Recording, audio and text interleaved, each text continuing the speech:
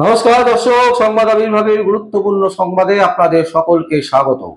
আগামী ৮ তারিখ সুপ্রিম কোর্টে আরো একটা মামলার শুনানি আছে।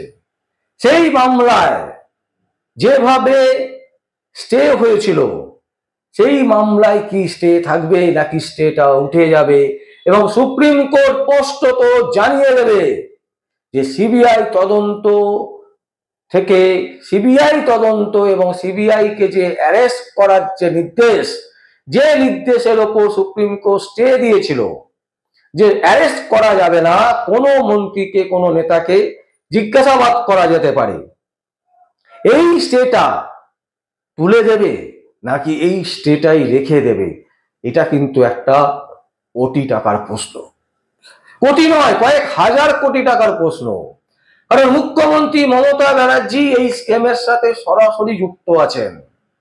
মুখ্যমন্ত্রী মমতা ব্যানার্জির পুরো মন্ত্রিত্বের যে বলয়, তাদের যে মন্ত্রিত্বের যে পুরো মুখ্যমন্ত্রীর বলয়, তারা মিলে সিদ্ধান্ত নিয়েছিল। এবং এই জিনিস ভারতবর্ষের ইতিহাসে কিন্তু ঘটেনি যে টাকার বিনিময় একেবারে দুর্নীতি করো, টাকার বিনিময় চাকরি দাও, এইভাবে সরাসরি মন্ত্রী, আমলা, নেতা এরা যুক্ত থাকবে, এটা কিন্তু ভারতবর্ষের ইতিহাসে আমাদের মনে হয় প্রথম। তাই এই রায়ের ওপর কিন্তু একটা বিরাট আশা করে আছে বিরোধীরা এবং সাধারণ মানুষ, যে মুখ্যমন্ত্রীর যে মুখোশ পরে আছেন তিনি, সেই মুখোশটাকে খুলে দেবে কি এবার, সেই সুযোগ কি দেবে সিবিআই কে সুপ্রিম কোর্ট, এই প্রশ্ন কিন্তু এখন বাংলার ঘরে ঘরে ঘুরে বেড়াচ্ছে। আমরা দেখেছি তৃণমূল কংগ্রেসের সুপ্রিমো মুখ্যমন্ত্রী মমতা ব্যানার্জি, তিনি বলছেন যে আমি এই রায়কে স্বাগত জানাচ্ছি, সুপ্রিম কোর্ট যে রায় দিয়েছে, কিন্তু সেই রায় আমি মেনে নিতে পারছি না। কেন মেনে নিতে পারছেন না আপনি? আপনার সরকার, আপনার নেতৃত্বে এত বড় একটা দুর্নীতি করেছে, এত বড় একটা জালিয়াতি করেছে, যে ছেলে মেয়েগুলোর ভবিষ্যৎ নষ্ট হলো তার জন্য সম্পূর্ণ আপনি দায়ী, অথচ আপনি মেনে নিতে পারছেন না।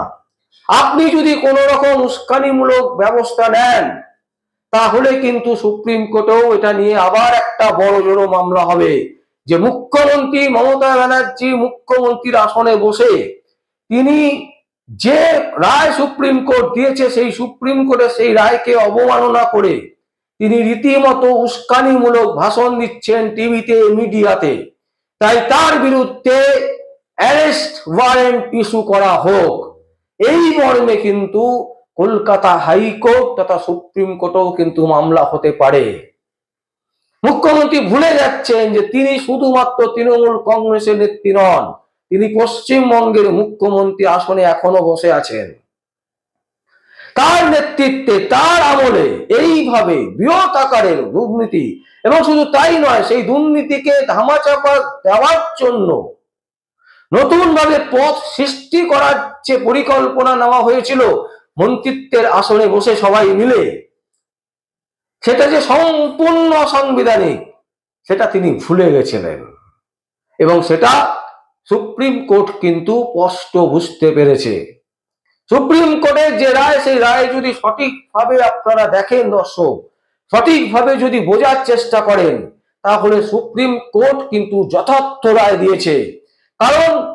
কারণ যারা দুর্নীতি করেছে আর যারা দুর্নীতি করেনি, দুর্নীতি না করে চাকরি পেয়েছে, কাউকে আলাদা করা যাচ্ছে না যে তারা সত্যি সত্যি কি দুর্নীতি করেনি বা সত্যি সত্যি কি দুর্নীতি হয়েছে, কারণ পুরোটাই মিশিয়ে দেওয়া হয়েছে, এবং সেটা মুখ্যমন্ত্রীর নেতৃত্বেই হয়েছে বলে আমরা দাবি করছি।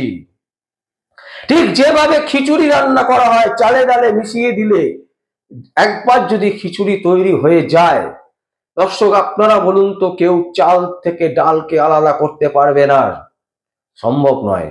সেই পরিস্থিতি মুখ্যমন্ত্রী মমতা ব্যানার্জি তার নেতৃত্বে এসএসসির মারফতে তৈরি করেছেন, যার ফলে সুপ্রিম কোর্টের প্রধান বিচারপতি তার ডিভিশন বেঞ্চ বলতে বাধ্য হচ্ছেন যে পুরো বিষয়টাতে বিশ্বাসযোগ্যতা নেই, যেভাবে দুর্নীতি হয়েছে, যে পরিস্থিতির মধ্য দিয়ে দুর্নীতিটাকে করা হয়েছে এবং দুর্নীতিকে আড়াল করার জন্য যে দুর্নীতি হয়েছে মারাত্মক, ছন্দে ছন্দে একেবারে প্রতিটা জায়গায় দুর্নীতি হয়েছে, তাই একে আলাদা করা যাচ্ছে না। তাও সুপ্রিম কোর্ট কিন্তু খুব সুন্দর, একদম সঠিকভাবে বিবেচনা করে অর্ডার দিয়েছেন। যে অর্ডারগুলো শুনলে কিন্তু বুঝতে পারবেন যে সুপ্রিম কোর্ট কতটা ডিপলি ভেবেছেন। কি দিয়েছেন অর্ডার? অর্ডার দিয়েছেন যে যাদেরকে চিহ্নিত করা গেছিল কিছুটা হলেও যে এরা দুর্নীতি করেনি, চাকরি পেয়েছে, পরীক্ষা দিয়ে পাস করে চাকরি পেয়েছে, দুর্নীতি এরা করেছে কি করেনি কোনো রকমের প্রমাণ নেই, করেও থাকতে পারে না করেও থাকতে পারে, তাদেরকে কিন্তু কোর্ট সুযোগ দিয়েছে যে আবার পরীক্ষায় বসার জন্য। যারা দুর্নীতি করে চাকরি পেয়েছে এইরকম যাদেরকে চিহ্নিত করা গেছে, একদম স্পষ্টত যাদেরকে চিহ্নিত করা গেছে, তাদেরকে কোনো রকমের পরীক্ষা তো দেওয়া দূরের কথা, তাদেরকে টাকা ফেরত দেওয়ার কথাও কিন্তু কোর্টের অর্ডারে আছে, সুপ্রিম কোর্টের অর্ডারে।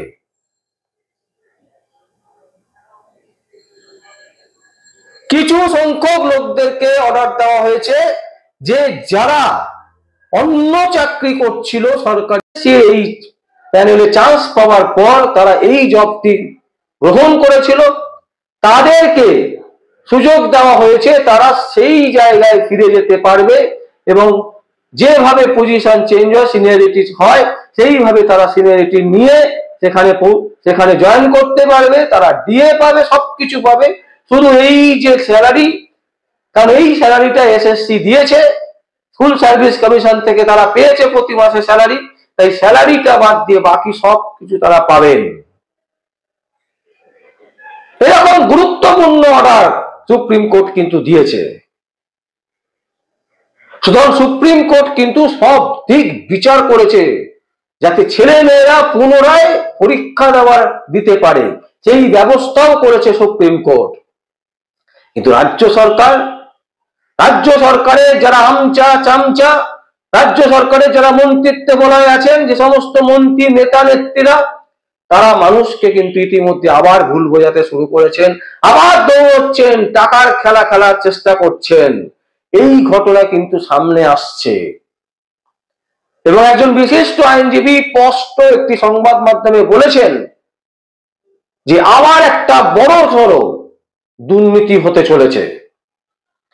তাই যে সমস্ত শিক্ষকেরা যারা সত্যি সত্যি আপনারা জেনুইনলি পরীক্ষা দিয়ে চাকরি পেয়েছিলেন, আপনাদের যাদের চাকরি চলে গেছে, তারা দয়া করে ভেঙে না পড়ে আবার পরীক্ষাতে বসে পাস করুন, আপনারা আবার চাকরি পাবেন।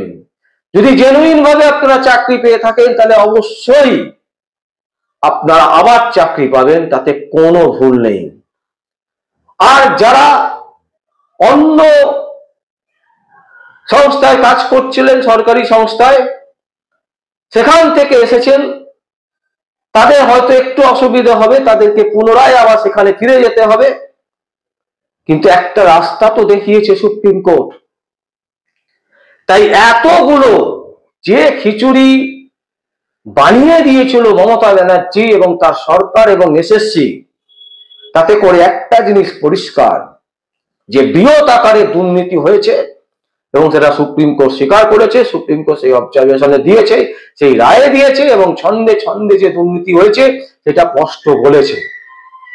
তাই আগামী 8 তারিখ প্রাক্তন প্রধান বিচারপতি DY চন্দ্রচূড় যে স্টেটা দিয়েছিল সিবিআই কে, যে শুধু জিজ্ঞাসাবাদ করতে পারবে, অ্যারেস্ট করতে পারবে না, সেটা একটি বিশেষ সূত্র এবং আইনজ্ঞ মহলের ধারণা, এবং তারা মনে করছেন যে সুপ্রিম কোর্ট এই পার্টিকুলার সাবজেক্টে কিন্তু স্টে অর্ডার তুলে দেবে, স্পষ্ট অর্ডার করে দেবে যে এই পুরো যে ইউনিটটা পুরো মুখ্যমন্ত্রীর বলায়, যারা মিলে এই সিদ্ধান্ত নিয়েছিল এবং নতুন ভাবে পথ সৃষ্টি করে ধামাচাপা দেওয়ার চেষ্টা করেছিল এত বড় শিক্ষা দুর্নীতিতে, তাদের বিরুদ্ধে যে কোনো মুহূর্তে সিবিআই অ্যারেস্ট করতে পারবে এবং জিজ্ঞাসাবাদের জন্য জেলে নিয়ে যেতে পারবে।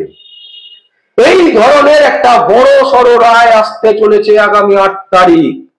মুখ্যমন্ত্রী মমতা ব্যানার্জি বুঝতে পেরেছেন, তাই তার আমচা চামচাদের দিয়ে নানান রকমের বক্তব্য দেওয়াচ্ছেন এবং তিনি নিজেও বলছেন তিনি একজন প্রাতিষ্ঠানিক, তিনি গণতন্ত্র মেনে মুখ্যমন্ত্রী হয়েছেন, অথচ ভারতীয় যে সংবিধান সেই সংবিধানকে তিনি সম্মান করছেন না।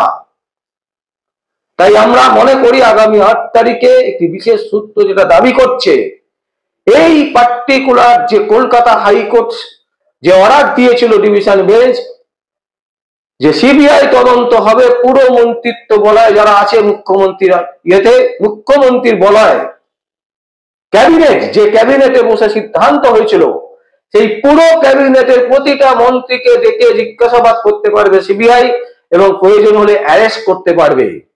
এর উপরে স্টে করানো হয়েছিল সুপ্রিম কোর্টে, সেই স্টেটা কিন্তু আগামী 8 তারিখ উঠে যাবে এবং একেবারে নিশ্চিত অভিষেক ব্যানার্জি এবং মমতা ব্যানার্জি জেল যাত্রা নিশ্চিত হবে আগামী 8 তারিখে।